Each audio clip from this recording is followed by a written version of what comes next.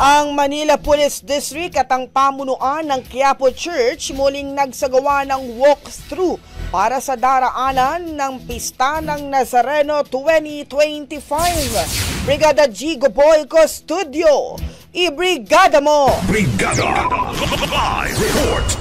Bilang paghahanda sa Pista ng Jesus Nazareno sa susunod na taon, muling nagsagawa ng walkthrough ang pamunuan ng Quiapo Church at mga tauhan ng Manila Police District para matiyak na ligtas ang daraanan ng prosesyon ng traslasyon sa January 9. Sa pag-iikot mula Quirino Grandstand hanggang Quiapo Church, ipinatatanggal na ng pulisya ang mga vacado fencing at mga concrete barriers na napansing maaaring magdulot ng panganib sa mga sasama sa traslasyon. Ayon sa MPD, nakipag-ugnay na sila sa DPWH at City Engineering Office para maalis ang mga sagabal sa daan na posibleng magdulot ng disgrasya. Aayusin din ang mga lubak-lubak na kalsada para maiwasan ang anumang injury dahil karamihan sa mga debotong sumasama sa prosesyon ay nakayapak.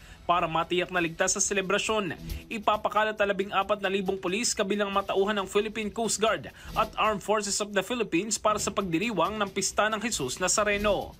In the heart of changing lives, ito si Brigada Jigo Custodio ng 105.1 Brigada News of Manila, the Music News Authority.